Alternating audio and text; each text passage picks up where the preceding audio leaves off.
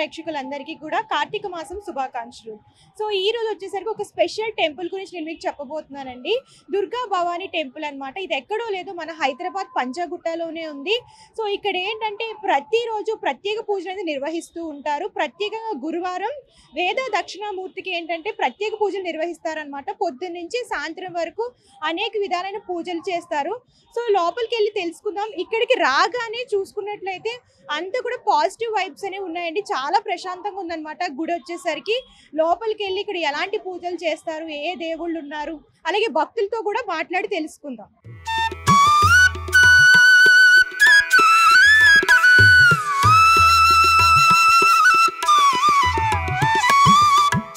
ఇలా గుడిలోకి ఎంట్రన్స్ అవ్వగానే చూసుకున్నట్లయితే ఫస్ట్ వచ్చేసరికి లక్ష్మీ గణపతి స్వామి ఉన్నారండి. సో ఫస్ట్ ఈయన దర్శించుకొని ఆ తర్వాత లోపలికి వెళ్తారనమాట ఎవరు వచ్చినా సరే. ప్రతి టెంపుల్లో కూడా ఈ గణపతి ఉంటారండి. ఎందుకంటే మన ప్రతి పాపాలని తొలగిస్తారు కాబట్టి, సర్వం ఆయన చూసుకుంటారు కాబట్టి ఫస్ట్ ఆయన మొక్కిన తర్వాతే లోపలికి వెళ్తారనమాట. అందుకని ఈ టెంపుల్లో కూడా ఫస్ట్ లక్ష్మీ గణపతి స్వామిని ఫస్ట్ ఈయన మొక్కిన తర్వాత లోపలికి వెళ్దాం.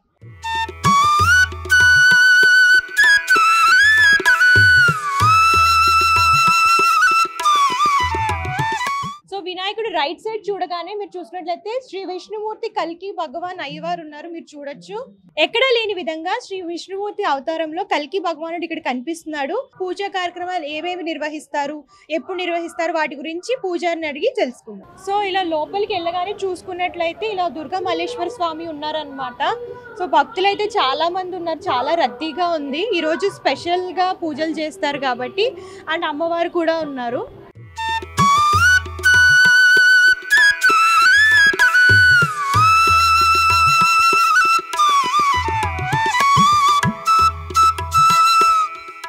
ప్రస్తుతం మనతో శ్రీ వేద దక్షిణామూర్తి స్వామివారి ప్రధాన అర్చకులైన ప్రసాద్ స్వామి గారు మనతో పాటు ఉన్నారు.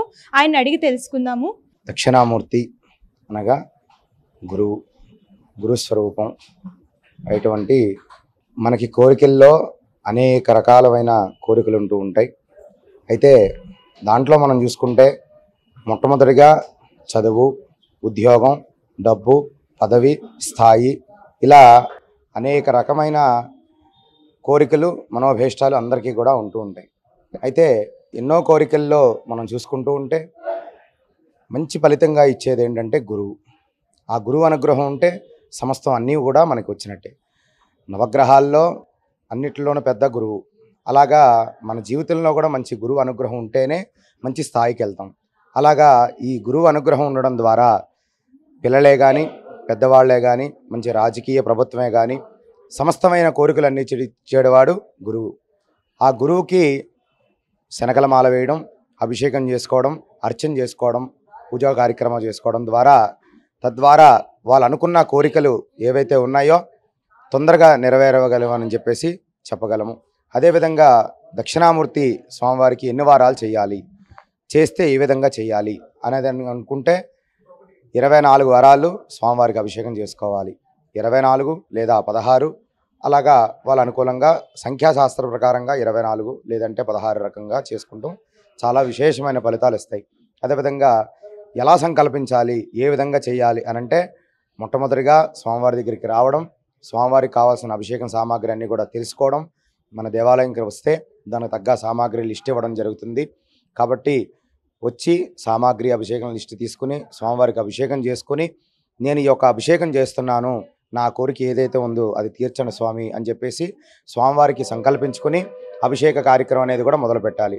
మొదటి వారము మనం మొదలు పెట్టుకోవడం, స్వామివారికి శనగల మాల వేయడం, స్వామివారికి పంచకట్టుకించుకోవడం, ఇలాగా సమస్త శనగల నైవేద్యం పెట్టడం, శనగల మాల వేయడం, ఆ మాలలో 108 శనగలు ఉండడం. ఈ శనగల మాల ఎలా గుచ్చాలి, ఎలా చెయ్యాలి అని అంటే ముందు రోజు రాత్రి పసుపు నీళ్ళల్లో నానబెట్టి అదే తర్వాత రోజు శనగలు గుచ్చి ఆ గుచ్చేటప్పుడు కూడా స్వామివారి నామస్మరణ చేస్తూ ఆ శనగల మాల గుచ్చి స్వామివారు తీసుకొచ్చి వేయాలి. అదేవిధంగా 24 వారాలు మొదటి వారం ఎవరైతే సంకల్పించుకొని నీ యొక్క అభిషేకం చేస్తాను అని అనుకుంటారో మొదటి వారం 24 దీపాలు స్వామివారి దగ్గర పెట్టుకోవాలి. తర్వాత రెండో వారం 2 దీపాలు, మూడో వారం 3 దీపాలు, నాలుగో వారం 4 దీపాలు అలా పెంచుకుంటూ వెళ్ళాలి. చివరి వారానికి వచ్చేసరికి 24వ వారము. ఆ 24వ వారము స్వామివారికి మళ్ళీ సంపూర్ణ అభిషేకం చేసుకుని పంచగట్ట కట్టించుకొని అదేవిధంగా స్వామివారికి అభిషేకం సంపూర్ణంగా చేసుకుని తద్వారా హవనం చేసుకోవాలి. హోమం చేసుకోవడం ద్వారా ఏంటంటే దేవానాం ఆజ్యం ఆహారం అన్నారు. అంటే భగవంతుడికి సంపూర్ణ అభిషేకం అయిన తర్వాత భగవంతుడికి మనం ప్రత్యక్షంగా మనం పండ్లు పూలు ఇవ్వగలం. కానీ ప్రత్యక్షంగా తీసుకునేది ఎవరయ్యా అంటే యజ్ఞేశ్వరుడు మాత్రమే. అలాగా మనం పెట్టే ప్రసాదం అన్నీ కూడా తొందరగా శీఘ్రంగా ఫలితం రావాలి, ఇంకా తొందరగా శీఘ్రంగా రావాలి అంటే దక్షిణామూర్తి మూలమంత్ర హోమం. అదేవిధంగా చాలామంది పిల్లలకి మేధాశక్తి లేకపోవడం, చదివింది మర్చిపోవడం, లేకపోతే సరిగ్గా స్కూల్కి వెళ్ళకపోవడం, లేదా ఉద్యోగ విషయంలో చాలా ఇబ్బందులు రావడం, పెళ్ళిళ్ళ విషయాల్లో ఇబ్బందులు రావడం, ఇలాగా సమస్త కోరికలు చాలామందికి చాలా విధాలుగా అన్ని విధాలుగా ఉన్నాయి. అన్నిటికీ నివారణ దక్షిణామూర్తి అని చెప్పేసి చెప్పుకోగలం. గురవే సర్వలోకానాం విషజే భవరోగినాం నిధయే సర్వ విద్యానాం దక్షిణామూర్తయే నమః.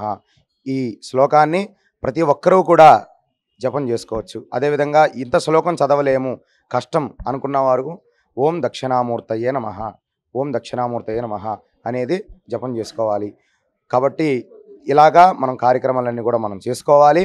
తర్వాత వచ్చేసి 24వ వారం సంపూర్ణ అయిన తర్వాత హోమం చేసుకోవాలి.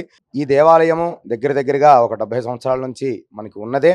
కాబట్టి ఈ మధ్యలో అందరికీ దక్షిణామూర్తి గురించి విశేషము చాలామందికి కూడా తెలియదు. చాలామందికి దక్షిణామూర్తి అంటే ఎవరు అని కూడా చాలామంది అనుకుంటూ ఉన్నారు. ఈ దక్షిణామూర్తి అంటే ఎవరు, అసలు ఎక్కడి నుంచి వచ్చారు అని అంటే బాలుడు స్వరూపమే దక్షిణామూర్తి. ఈ బాలుడికి ఎంత వయసు ఉండొచ్చు అని అంటే 18 సంవత్సరాలు బాలుడు. అదేవిధంగా ఈయన ఎవరి స్వరూపం అంటే పరమేశ్వరుడు స్వరూపమే, కానీ బాలస్వరూపము దక్షిణామూర్తి.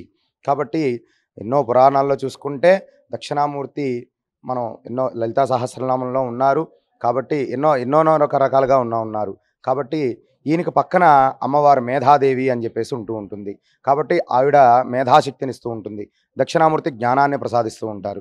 ఇలాగా చాలామంది ఋషులంతా కూడాను, 4 ఋషులు అంతా కూడాను కైలాస పర్వతం అంతా తిరుగుతూ ఉండంగా పార్వతీ పరమేశ్వరుల దగ్గరికి వెళ్తారు. ఈ 4 ఋషులు బ్రహ్మమానసపుత్రులు అంటారు. ఈ బ్రహ్మమానసపుత్రులు మొత్తం చదువుకుంటారు, అన్నీ చదువుకుని ఉంటారు. కానీ వాళ్ళకి జ్ఞానం లేక సమస్తం అంతా లోకం అంతా కూడా తిరుగుతూ ఉంటారు. ఆ లోకం తిరుగుతున్న సమయంలో ఈ నాకు జ్ఞానం కావాలి అని చెప్పేసి పార్వతీ పరమేశ్వరుల దగ్గరికి వెళ్తారు జ్ఞానం కావాలని. కానీ ఆ సమయంలో వాళ్ళు నృత్య గీతాలన్నీ పాడుతూ ఉండడం, వాళ్ళు బిజీగా ఉండడం కార్యక్రమంలో పార్వతీ మన బ్రహ్మదేవుడి దగ్గరికి సరస్వతి దగ్గరికి వెళ్తారు. అక్కడ కూడా వాళ్ళకి సమయం అనుకూలం లేకపోవడం. తర్వాత వచ్చేసి విష్ణుమూర్తి దగ్గరికి అమ్మవారి దగ్గరికి వెళ్తారు, లక్ష్మీదేవి దగ్గరికి. అక్కడ కూడా సమయం అనుకూలం లేకపోవడం. తర్వాత ఆ బ్రహ్మమానసపుత్రులు మొత్తం అంతా కూడా జ్ఞానం కోసం తిరుగుతూ ఉండగా ఒక పెద్ద వటవృక్షం చెట్టు కింద ఈయన చెట్టు కింద కూర్చుని ఉంటారు. ఆ కింద కూర్చొని ఈ బ్రహ్మమానసపుత్రులు వచ్చి దక్షిణామూర్తి ముందు కూర్చుంటారు. కూర్చోగానే ఆయన కళ్ళెప్పుడు తెరుస్తారా, మనకు ఏదైనా చెప్తారా, ఏమన్నా అడుగుదామా అని అనుకునే సమయానికి ఆయన వటవృక్షం కింద కూర్చొని చిన్ముద్ర రూపం ఇలా పెట్టుకుని స్వామివారు తాళపత్రాలన్నీ కూడా ఎడం చేత్తో పట్టుకుని 4 వేదాలు సమస్త వేదాలన్నీ కూడా ఎడం చేత్తో పట్టుకుని చిన్ముద్ర రూపం పట్టుకుని అలా కూర్చుని ఉంటారు, కాలు మీద కాలు వేసుకుని. ఆ సమయంలో ఆ బ్రహ్మమానసపుత్రులు ఎదురుగా కూర్చుని ఉంటారు. స్వామివారి కళ్ళు తెరవడం, వాళ్ళకి జ్ఞానోదయం రావడం, సమస్త జ్ఞానోదయం అంతా కూడా వచ్చేస్తుంది. వాళ్ళు ఏదైతే అడుగుదామని చెప్పేసి దక్షిణామూర్తి ముందుకు వచ్చి కూర్చుంటారో వాళ్ళకి జ్ఞానము సమస్తము అన్నీ కూడా ఈ దక్షిణామూర్తి ప్రసాదించేస్తారు. ఇలాగా మనం దక్షిణామూర్తి స్తోత్రంలో కూడా ఉంది. ఏమనుంది? మౌనం వ్యాఖ్య అని చెప్పేసి ఉంది. అంటే మౌనం నుంచే సమాధానం చెప్పేది ఎవరయ్యా అంటే దక్షిణామూర్తి అని చెప్పేసి మనం చెప్పుకోవచ్చు. దక్షిణామూర్తి ముందుకు వచ్చి నాకు ఇది కావాలి అని అడగాల్సిన అవసరమే లేదు. ఎందుకంటే ఆయన గురువు. ఆయన ముందు కూర్చొని ఒక గురువు దగ్గరికి వెళ్ళి మనకి ఇది కావాలి అని చెప్పేసి ఎప్పుడూ అడగకూడదు. కాబట్టి గురువు ముందు కూర్చొని మనం ఏదైతే సంకల్పించుకుని మనం అనుకున్నామో, స్వామివారి ముందు కూర్చొని జపం చేసుకున్నామో సమస్తం అన్నీ కూడా ఈ దక్షిణామూర్తి ప్రసాదిస్తాడు అని చెప్పేసి చెప్పుకోవచ్చు. కాబట్టి ప్రతి ఒక్కరూ కూడా వచ్చి స్వామివారిని దక్షిణామూర్తిని దర్శించుకుని అభిషేక కార్యక్రమాలన్నీ కూడా చేసుకుని ఆయన స్వామివారి అనుగ్రహం పొందాల్సిందిగా కూర్చున్నాం. గురువారం నాడు స్వామివారికి ఉదయం 8 గంటలకి అభిషేకం కార్యక్రమం అనేది మొదలవుతుంది. ఆ అభిషేకం అయిన అనంతరము అలంకరణ, అర్చన, తీర్థప్రసాదము ఇవన్నీ కూడా అందరికీ ఉంటుంది. మన దేవాలయంలో మొట్టమొదటిగా అమ్మవారు అని చెప్పేసి మనం చూసుకున్నాం. అక్కడ వెనకాల అమ్మవారు ఉన్నారు. దేవాలయం మొట్టమొదటిగా చిన్న దేవాలయం, అది ఒక్కటి మాత్రమే దేవాలయం ఉండేది. ఆ దేవాలయము మొట్టమొదటిగా ఇక్కడ ఉండడం, దాని తర్వాత ప్రధాన దేవతంగా అక్కడ స్వరూపం చిన్న అమ్మవారిని చూసుకుని మనం పెద్ద అమ్మవారిని ఇక్కడ పెట్టుకున్నాము. అదేవిధంగా అమ్మవారు, అదేవిధంగా నవగ్రహాలు, ఆంజనేయ స్వామి, సుబ్రహ్మణ్య స్వామి, కాలభైరవుడు, అదేవిధంగా బ్రహ్మసూత్రం ఉన్న శివలింగము. మనం బ్రహ్మసూత్ర శివలింగం గురించి కూడా ఒకసారి మాట్లాడుకోవాలి. ఎందుకు అంటే 100 శివలింగాలకు పూజ చేస్తే ఎంత ఫలితం వస్తుందో ఆ శివలింగానికి పూజ చేస్తే అంత ఫలితం వస్తుంది. బ్రహ్మసూత్ర శివలింగం అంటారు. కాబట్టి 100 దేవాలయం మీరు తిరగాల్సిన అవసరమే లేదు. ఆ ఒక్క శివలింగానికి పూజ చేసుకుని అభిషేకం చేసుకుంటే అంత ఫలితం కూడా వస్తుంది. అదేవిధంగా కాలభైరవుడు కూడా మనం చూసుకోవాలి. కాలభైరవుడికి ప్రతి అమావాస్యకి ఎంతో విశేషంగా ఎక్కడో ఏ విధంగా చేయని విధంగా కాలభైరవుడికి కూడా మనం అభిషేకం చేస్తాం. అదేవిధంగా మీరు కాళహస్తి వెళ్ళండి. అదేవిధంగా పాతాళగంగ, తిరుపతిలో పాతాళగంగ ఉంది. అక్కడ కూడా మీకు దక్షిణామూర్తి స్వామివారు ఉన్నారు. కానీ ఎక్కడా కూడా ఈ ప్రకారంగా అనేక ఉపచారాలతో దక్షిణామూర్తికి ఎక్కడా కూడా ఆరాధన చేయరు. మన దేవాలయంలోనే, హైదరాబాద్లోనే దేవాలయంలోనే ఇక్కడ జరుగుతుంది అని చెప్పేసి మీకు చెప్పుకోవచ్చు.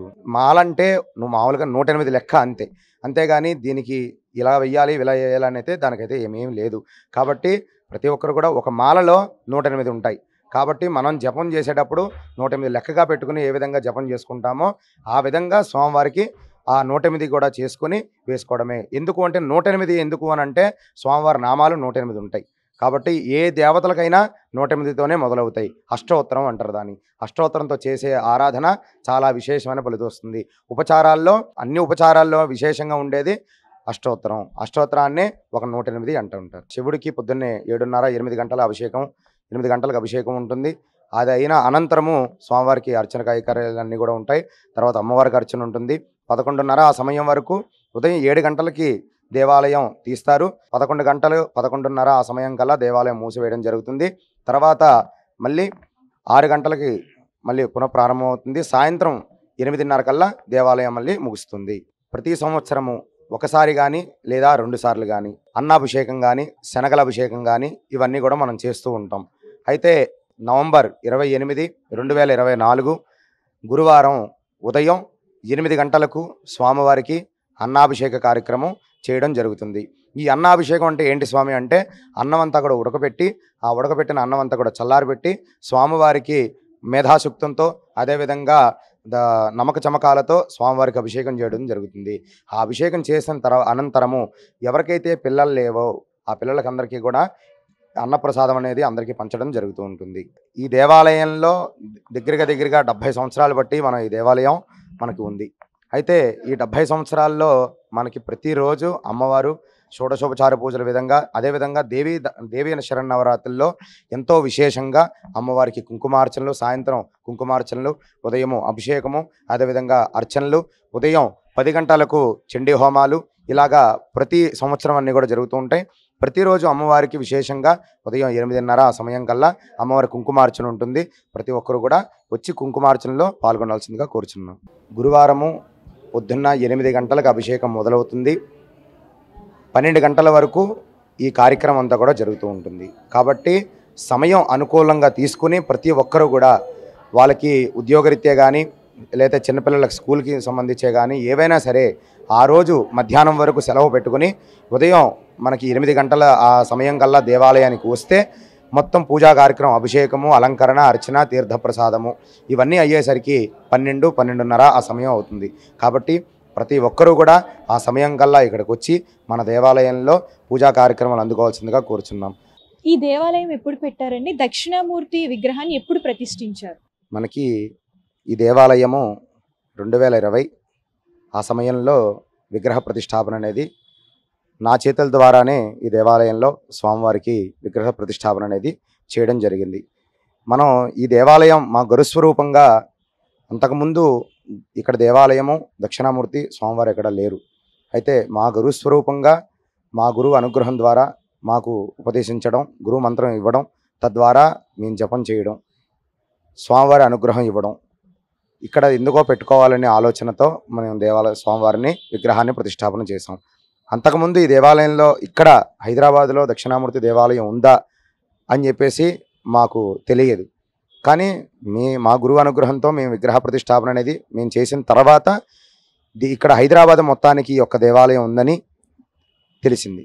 కాబట్టి ప్రతి ఒక్కరు కూడా ఈ దేవాలయానికి వచ్చి స్వామివారిని దర్శించుకొని మీకు మనోభీష్టాలు ఏవైతే ఉన్నాయో అన్నీ కూడా నెరవేర్చుకోవాల్సిందిగా కోరుచున్నాం. మనకి ఈ దేవాలయం ఎక్కడుంది అనగా పంజాగుట్ట మెట్రో స్టేషన్ దగ్గరలో అగ్రవాహల హాస్పిటల్ పక్కనే మనకు ఉంది. కాబట్టి శ్రీనగర్ కాలనీ ఆపోజిట్ రోడ్డు మనం ఒక రకంగా చూసుకోవాలంటే, కాబట్టి ప్రతి ఒక్కరూ కూడా వచ్చి ఈ కార్యక్రమంలో పాల్గొల్సిందిగా కోరుచున్నాం.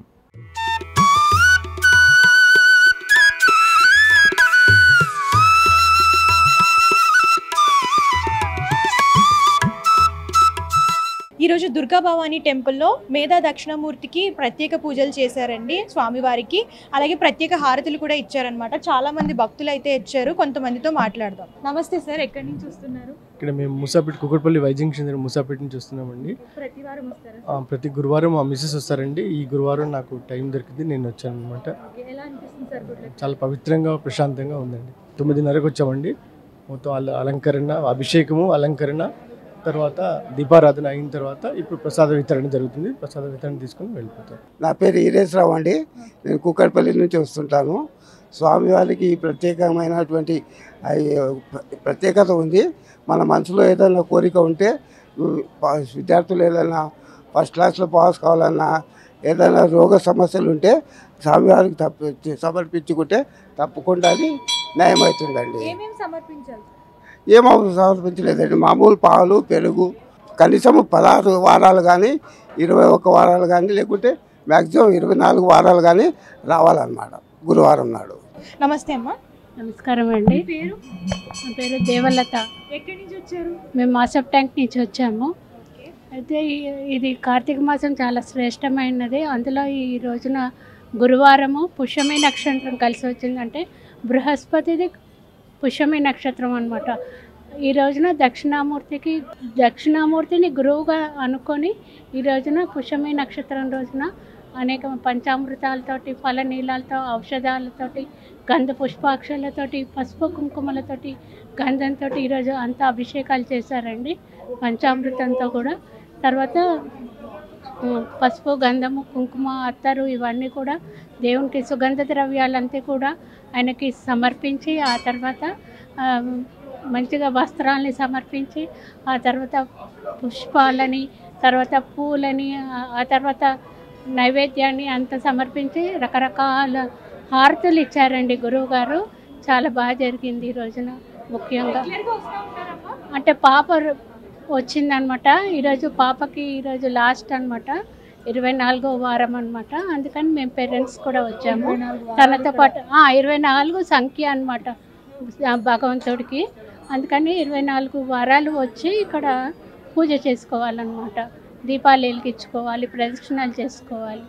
అందుకని ఈరోజు వచ్చాము మేము. అంటే స్వామివారికి ఈ విధంగా పూజలు చేస్తే ఎలాంటి పుణ్యాలు కలుగుతాయని చెప్పేసి భగవంతుడిని ఫలితము అంటూ మనం చెప్పక్కర్లేదండి.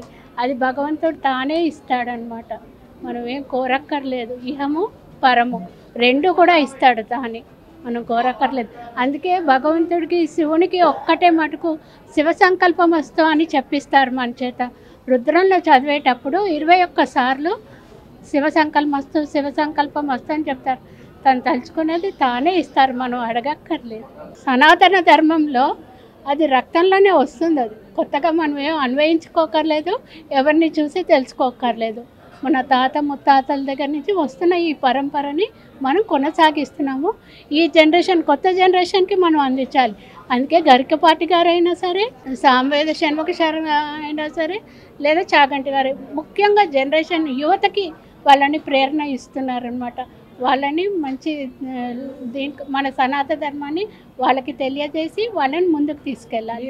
మనం అసెట్స్, లయబిలిటీస్ అది మనం ఆలోచిస్తాము తల్లిదండ్రులు, కానీ అది వాళ్ళు అలా ఆలోచించారు.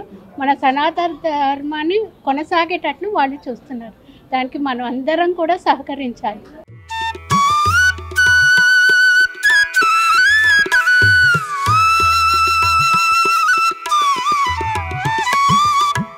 సార్ మీ పేరు? నా పేరు సోమశేఖర్ అండి. ఎక్కడి నుంచి వచ్చారు? నేను ఇక్కడ హైదరాబాద్ నివాసిని. నేను మాసప్ ట్యాంక్ నుంచి వచ్చాను. అంటే ఈ పూజ అనేది చాలా శ్రేష్టమైన పూజ. చాలా మంది భక్తులు వస్తుంటారు ఇక్కడికి. వేరే వేరే కోరికలన్నీ కూడా వాళ్ళు స్వామి వారికి చెప్పుకొని ఈ పూజా విధానాన్ని పాటిస్తారు. 24 వీక్స్ ఏమో చేస్తారు ఇది. కానీ చాలా మందికి నమ్మకం ఏంటంటే వాళ్ళు అనుకుంది తప్పక కోరికలు అన్నీ తీరుతాయని నమ్మకం ఇక్కడ పబ్లిక్కి.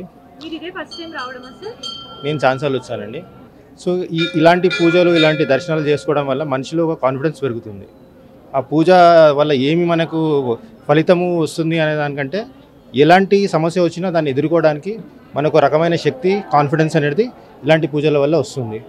మన హిందూ సాంప్రదాయం ప్రకారంగా వేరే రిలీజియన్లు కూడా వాళ్ళ పూజలు కానీ వాళ్ళు అన్నీ చేస్తుంటారు.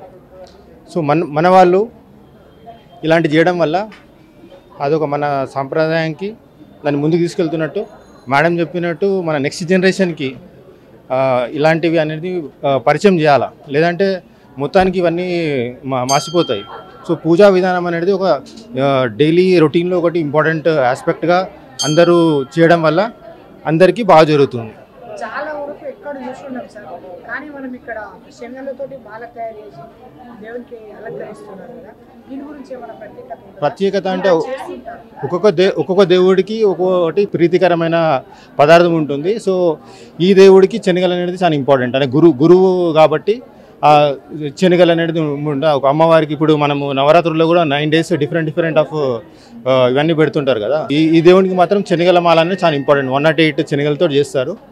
ప్రతి ఒక్క వ్యక్తి ఇక్కడ ఈ పూజకు వచ్చిన వాళ్ళు శ్రద్ధతో చేస్తారు. ఇది ఏదో నామమాత్రము మొక్కుబడికి చేసే పూజలు కాదు. ఇది చాలా నమ్మకంగా, చాలా శ్రేష్టంగా, ఒక పద్ధతి ప్రకారంగా చేస్తారు. కాబట్టి వాళ్ళకు తృప్తి అయితే కలుగుతుంది 100%.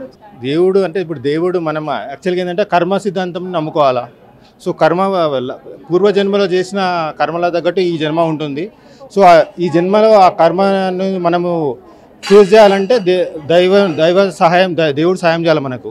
సో దేవుడు సహాయం చేయాలంటే ఇలాంటి పూజలు చేయడం వల్ల మనకు చాలా బెనిఫిట్ అవుతుంది. సో మనం ఎలాంటి సమస్య వచ్చినా దాన్ని ఎదుర్కోవడానికి ఒక శక్తి, కాన్ఫిడెన్స్ వస్తుంది. అది 100% మనం ఆ సమస్య నుంచి బయటపడతాము.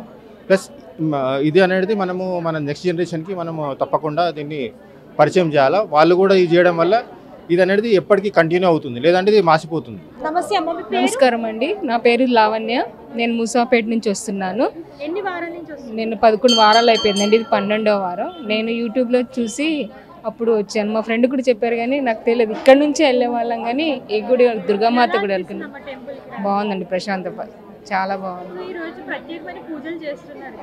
అందరికి సామూహికంగా, అందరికి ఒకే రకంగా ఉంటుందండి. ఒకరికి ఎక్కువ తక్కువ అనేది ఏం లేదు, అందరికి సామూహికంగా జరుగుతుంది. మెయిన్ ఏంటంటే అందరికి ఒకేసారి జరుగుతుంది. అది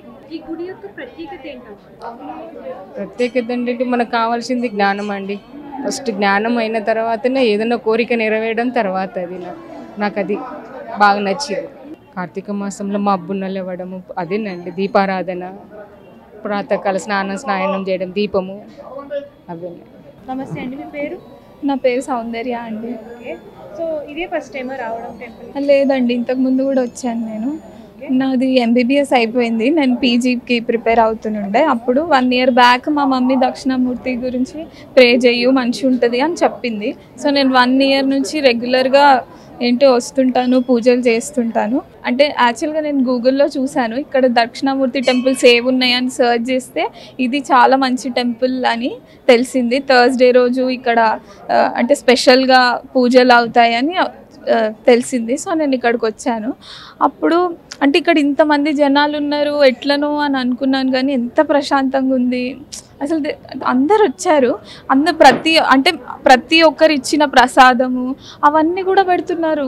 అవన్నీ కవర్ చేశాను నేను, అది షాక్ అయిపోయాను నేను. ఎంతమంది వచ్చినా వాళ్ళందరికీ ఆరతిలు ఇవ్వడము, పూజలు చేయడము చాలా మంచిగా అనిపించింది నాకు. కార్తీక మాసం కదా, ఎలాంటి పూజలు చేస్తారు?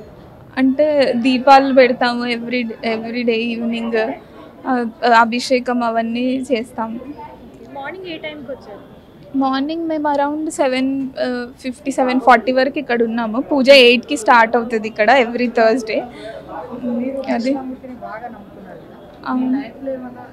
చాలా చేంజ్ వచ్చింది, చాలా అంటే చాలా చేంజ్ వచ్చింది.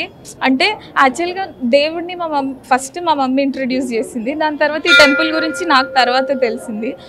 మమ్మీ అన్నది డైలీ పూజ చెయ్యు నీకు మంచి జరుగుతుంది అని. నేను ఎవ్రీ డే పాజిటివ్గా ఉండి ప్రిపేర్ అయ్యేదాన్ని. ఇప్పుడు నాకు PG సీట్ వచ్చింది, MS జనరల్ సర్జరీ ఉస్మానియాలో PG సీట్ వచ్చింది.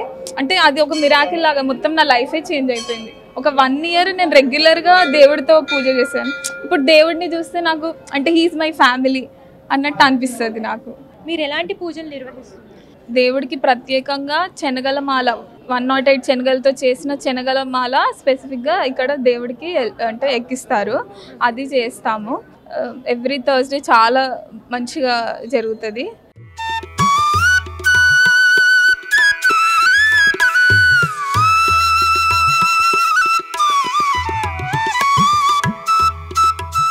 నమస్తే అమ్మ, మీ పేరు? లక్ష్మీ తులసిమ్మ. ఎక్కడి నుంచి వస్తున్నారు? సనత్ నగర్ నుంచి. ఈ టెంపుల్ కి ఇది ఫస్ట్ టైం అమ్మ రావడం? లేదు, నేను 1 ఇయర్ నుంచి వస్తాను. ఈ రోజు ఎలాంటి పూజలు నిర్వహిస్తారు? ఇవాళ దక్షిణామూర్తికి అభిషేకం చేస్తారమ్మా. మనం అనుకున్నది తీరితే అభిషేకం చేయించుకొని 21 దీపాలు వెలిగిస్తారు, అది ప్రత్యేకత. మన ఎక్కడా లేదు కాబట్టి దక్షిణామూర్తి ఇక్కడ బాగా నమ్మకము, స్పెషల్. మనకి ఈ దక్షిణామూర్తి గుడి మాత్రం ఇక్కడ ఉంది. కార్తీక మాసంలో మీరు ఎలాంటి పూజలు నిర్వహిస్తారు? కార్తీక మాసంలో అభిషేకం కదా శివుడికి, శివుడి అభిషేకం కాబట్టి దక్షిణామూర్తికి కూడా అభిషేకం. ఇంట్లో దీపాలు పెట్టుకుంటూ పొద్దున్నే లేసి శివాలయానికి వెళ్తాం. గురువారం కాబట్టి దక్షిణామూర్తి దగ్గర.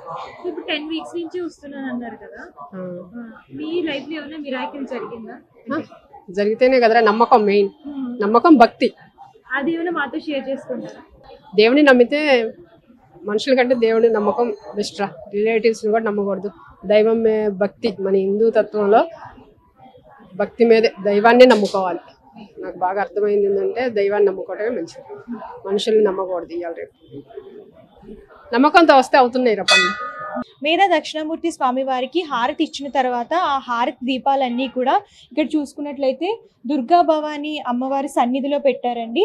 ఇక్కడికి వచ్చిన వేలాది మంది భక్తులు ఏంటంటే మొక్కుకుంటారనమాట, వాళ్ళ కోరికలన్నీ తీరాలని చెప్పేసి ఇక్కడ దీపాలన్నీ కూడా పెడుతూ ఉంటారు. సో ఇలా ఇవి ఏంటంటే నిత్యం వెలుగుతూనే ఉంటాయి. విజయవాడ దుర్గామాత ఎంత మహిమ గలదో అంత మహిమ గలదండి ఈ అమ్మవారు వచ్చేసరికి. సో మీరు చూడొచ్చు, సో చాలామంది భక్తులు పొద్దు నుంచి వస్తూనే ఉన్నారు, ఇలా దీపాలు పెడుతున్నారు. కార్తీక మాసం కాబట్టి ఇంకా చాలామంది దీపాలన్నీ పెట్టి కోరికలు కోరుకుంటూ ఉన్నారు. సో ఇక్కడ చూడొచ్చు, ఇక్కడ ప్రదక్షిణాలు కూడా చేస్తున్నారు. ఇప్పటికీ కూడా ఉదయం నుంచి ఇప్పటికీ కూడా పూజ అయిన తర్వాత ప్రదక్షిణాలు చేస్తూనే ఉన్నారు, భక్తులు అలా వస్తూనే ఉన్నారు.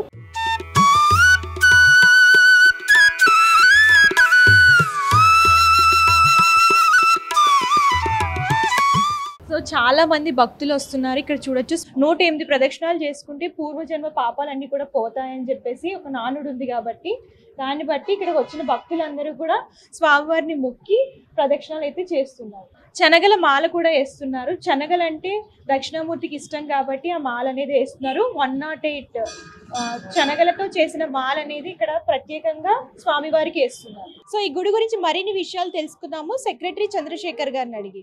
నమస్తే సార్. నమస్తే అమ్మా. చెప్పండి సార్, ఈ గుడి ఎప్పుడు స్థాపించారు? 60-70 సంవత్సరాల కింద స్థాపించిందమ్మా. మేము ఆ రోజు నుంచి ఈ రోజు వరకు మా కమిటీ కంప్లీట్గా మా కమిటీ సహకారంతో ఇది డెవలప్ చేసుకుంటూ వస్తున్నాము. ఇది వినాయక స్వామి రెండోది వచ్చి కల్కి భగవాన్. ఈయన విష్ణుమూర్తి అవతారం. ఈ ప్రపంచం అంతానికి వచ్చినప్పుడు ఆయన అవతారం బయటకు వస్తుంది. ఆయన అవతారం వచ్చిన తర్వాత దుష్టులందరూ నాశనం చేసి మంచి వాళ్ళని పెడతారని ఒక నమ్మకం కల్కి భగవాన్. ఈ కల్కి భగవాన్ మన దక్షిణ భారతదేశంలో ఫస్ట్ గుడి. ఎక్కడ కూడా లేదు, నార్త్లో ఉంటుంది, ప్రతి గుడికి ఉంటుంది నార్త్లో, కానీ సౌత్లో మన ఇది ఫస్ట్ గుడి. 60-70 సంవత్సరాల నుంచి చిన్నమ్మవారు ఉంటుంది భవాని, మెయిన్ గుడి అవి. దాని ఆధారంగా మన కీర్తిశేషులు పి జనార్దన్ రెడ్డి గారి ఆధ్వర్యాన ఈ గుడి డెవలప్ అయిందండి. ఆయన అప్పుడు ఎండోమెంట్ ఇచ్చి డబ్బులు ఇప్పించాడు. ఆ తర్వాత మా కమిటీ ఎంత కూర్చొని దినదిన అభివృద్ధి చేస్తున్నాం. అంత మెయిన్ అమ్మవారు దుర్గా భవాని, శివుడు, ఆ పక్కన వచ్చి దక్షిణామూర్తి, వెనుక అమ్మవారు భవాని అమ్మవారు. బయటకు వచ్చి కాలభైరవ, నాగదేవత, సుబ్రహ్మణ్య స్వామి, ఆంజనేయ స్వామి, నవగ్రహాలు, ఇన్ని ఉపాలయాలు. అది మెయిన్ అమ్మవారు దుర్గా భవాని. మేము ప్రతి పండుగ నిర్వర్తిస్తాం సార్. దసరా, దీపావళి. దసరా అయితే చాలా పెద్దగా అవుతుంది మా దగ్గర. దసరా బోనాలు, అమ్మవారి జాతర బోనాలు అవన్నీ అవుతాయి. శివరాత్రి నాడు శివాలయం.